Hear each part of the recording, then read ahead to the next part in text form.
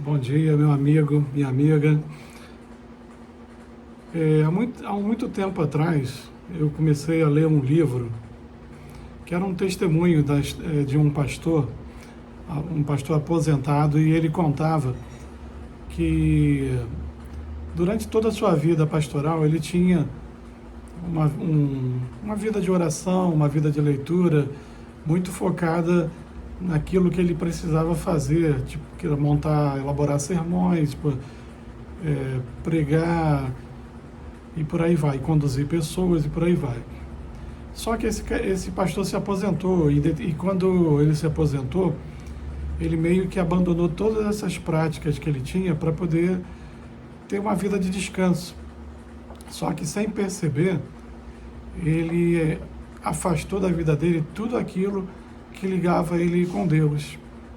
E ele começou a perceber que os pecados que ele praticava, que ele intencionava cometer, fazer, antes dele se tornar pastor, antes dele se tornar cristão, começaram novamente a aflorar na vida dele.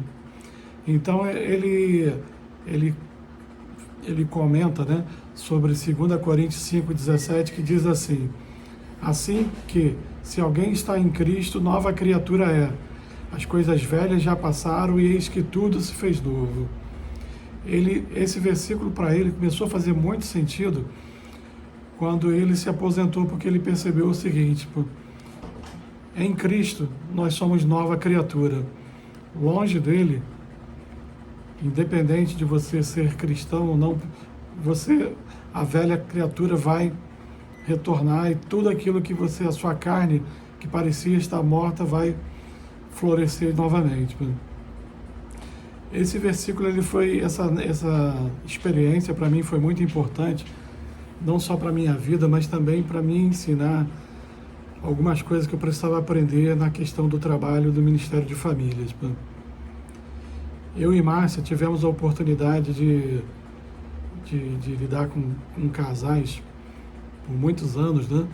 E principalmente aqui no Rio de Janeiro, a gente utilizou muitas técnicas que a gente aprendeu e que foram úteis na nossa vida para abençoar outras famílias, para estimular, principalmente estimulando casais a quererem ser melhores, a quererem ter uma vida conjugal mais feliz, mais por meio, às vezes, de técnicas tipo 5 linguagens do amor, incentivando fazer isso, aquilo outro, retiro de casais e por aí vai, né?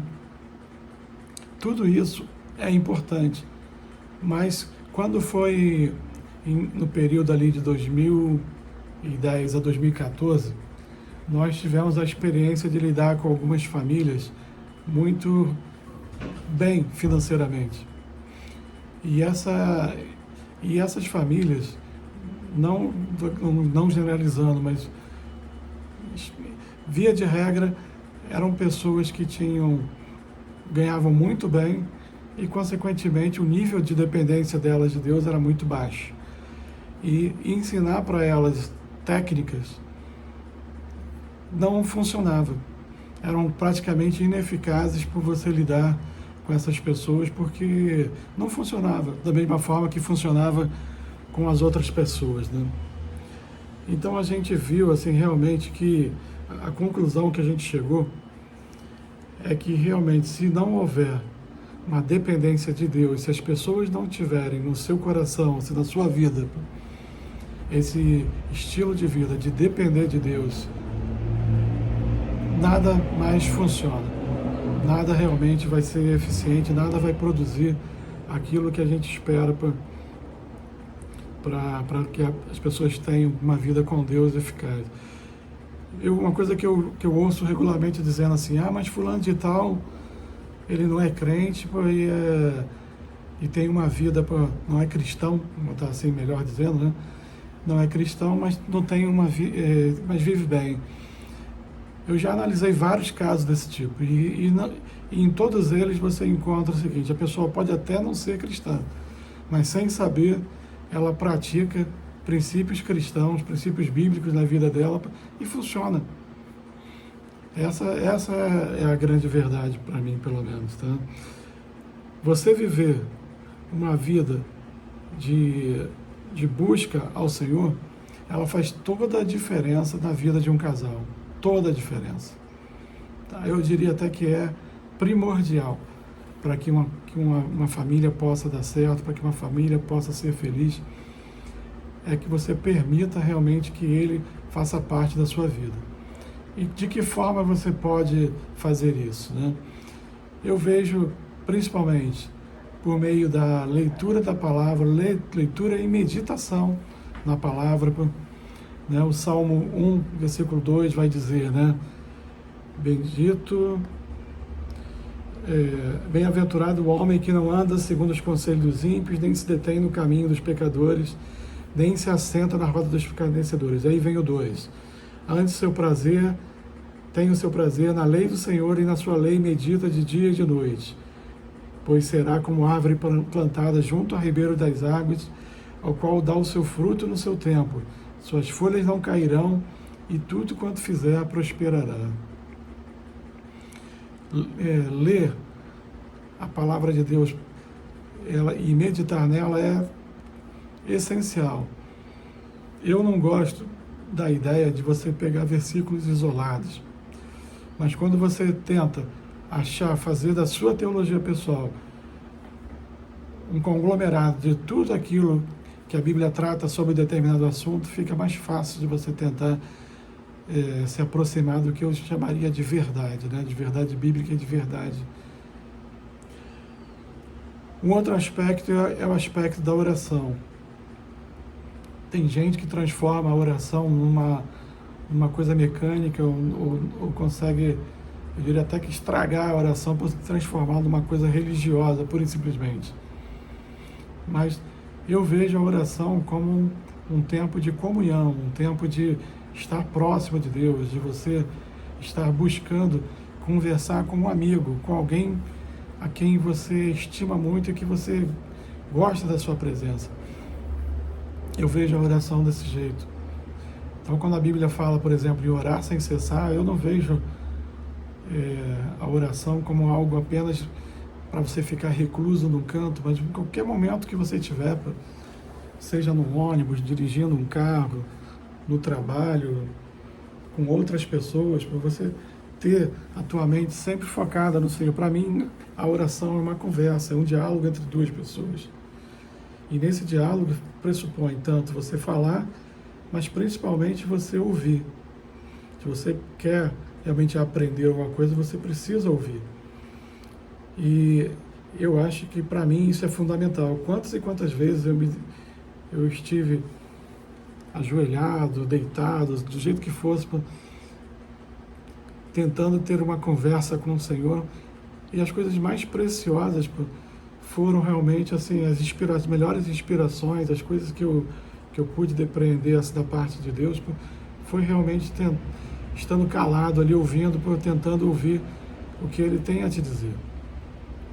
E isso é muito precioso, né? Eu tive assim na minha experiência com Deus, né? Eu vi o seguinte: à medida em que eu permiti que Ele fizesse parte da minha família, da minha vida, eu comecei a perceber que tudo ao meu redor começou a ser transformado. Eu me tornei um pai melhor, um filho melhor, um marido melhor.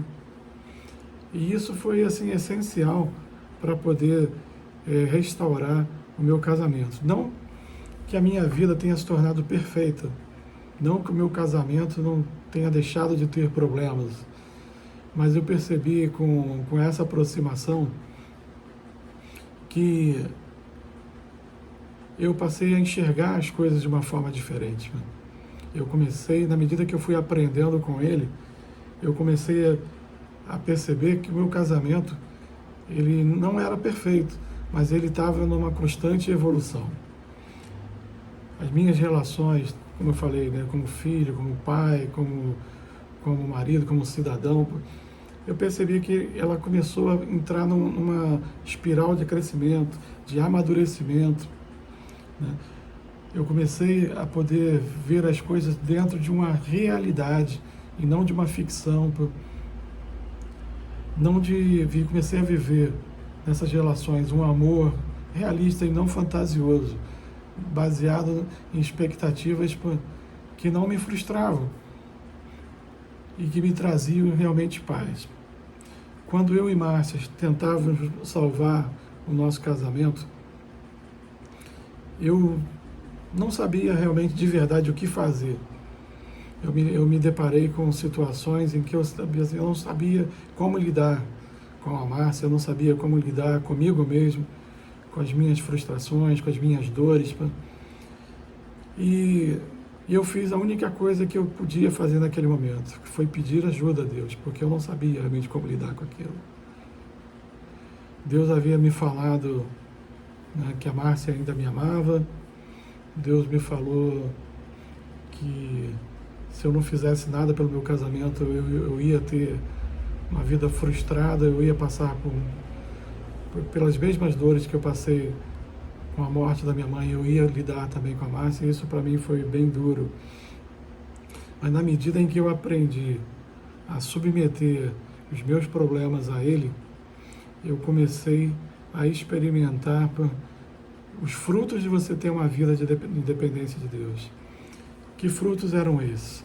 À medida em que eu e Márcia aprendemos a submeter todas as nossas decisões a Deus, a gente começou a aprender a ouvir e a aprender a ter mais, como é que eu vou dizer, prosperidade em todos os sentidos. Não estou falando em questão só financeira, mas prosperidade na nossa vida, na nossa relação.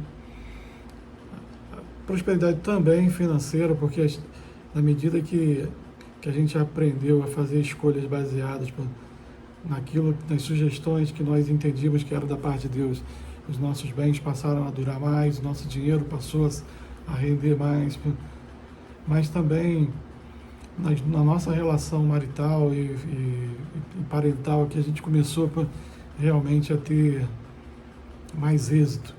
A gente começou a se tratar melhor, começou a agir de forma mais respeitosa, a gente começou a viver realmente uma vida de qualidade, uma vida que a gente desconhecia. Na medida em que a gente se aproximou do Senhor, a gente começou a lidar com duas coisas muito preciosas. A primeira delas, aprender a saber quem nós éramos em Deus. Quando você se aproxima de Deus, você vive mais ou menos o que o Isaías relata no seu livro, no início do seu livro, né? Quando ele chega para Deus e fala mais ou menos assim: Senhor, se aparta de mim, porque eu sou um homem de lábios impuros, eu sou uma pessoa ruim, e o Senhor é santo. E quando a gente se aproxima de Deus, uma das coisas que a gente entende é a nossa pequenez diante dele, da sua santidade, diante de quem ele é. A gente entende que nós não somos nada sem ele. E isso é muito importante, principalmente para você aprender a lidar com o seu orgulho, para você lidar com as suas dificuldades, com o nosso ego, né? E a gente acaba com isso, assim, aprendendo também a ser mais misericordioso. Na medida que você entende o amor de Deus sobre a sua vida, que você entende o quanto Deus tem sido misericordioso com os seus pecados, com as suas dificuldades, você começa também a transportar isso para os outros, para os seus filhos, a tratar com mais misericórdia, com mais amor seus filhos, a sua esposa, a não ser tão duro com os pecados alheios das pessoas que te machucam, que também te ferem. E a segunda coisa que você aprende sobre si mesmo também, é que você, apesar de você ser quem você é, de você não ser tudo aquilo que você achava que era, por outro lado, nele, você é capaz de fazer coisas realmente impossíveis, coisas que você nem imagina que você é capaz de fazer. Eu me recordo de algo que eu li num livro, uma experiência que foi contada sobre um furacão que passou lá nos Estados Unidos, um furacão muito violento, e no fim, quando o furacão passou, que as pessoas puderam sair de suas casas, eles perceberam um canudo enfincado dentro de um poste. Possivelmente um poste de madeira, né? Nos Estados Unidos a gente tem, os postes que eu conheci, pelo menos quase todos eram de madeira, né? Um canudo enfincado dentro de um poste. Um canudo, ele por si só ele é muito frágil, ele não é capaz de nada, mas impulsionado por um furacão, ele foi capaz de entrar dentro de algo bem mais duro e mais substancial, como um cimento ou uma madeira, uma árvore, né? Essa experiência fala um pouquinho disso que a gente está comentando, né? Sozinho você não é capaz de nada, mas impulsionado pelo Senhor você é capaz de muita coisa, de coisas grandiosas que você não tem capacidade de imaginar que pode ser feito. E uma outra coisa muito preciosa que você aprende também nessa aproximação com Deus, realmente é o segundo aspecto, que é você aprender a lidar com o outro, a você enxergar não só os defeitos, não ser capaz apenas de lidar com as falhas, mas você também ser capaz de enxergar o que o outro tem de bom, de enxergar o quanto o outro também é amado pelo Senhor, e enxergar o quanto ele também, essa pessoa que vive com você, também é digna desse amor que Deus dispensou na sua vida, também dispensou na vida dela. E isso é muito precioso e é muito válido para ajudar a você a ter forças para lidar com as dificuldades da vida. Então, quando você pensar assim, qual é a pessoa mais importante da sua vida, eu não tenho dúvida em dizer que realmente o Senhor é a pessoa mais importante da nossa vida. É muito fácil a gente dizer, né? Deus em primeiro lugar, a família em segundo, igreja e trabalho em terceiro. Mas fazer disso a nossa realidade, não é só importante, ela é realmente necessária para que você possa viver bem, para que você possa ter êxito, para que você possa ser feliz dentro da tua casa, em qualquer outro lugar que você vai. Tá bom? Eu espero que tenha sido útil para você essa reflexão. Fiquem com Deus, um grande abraço e até a próxima.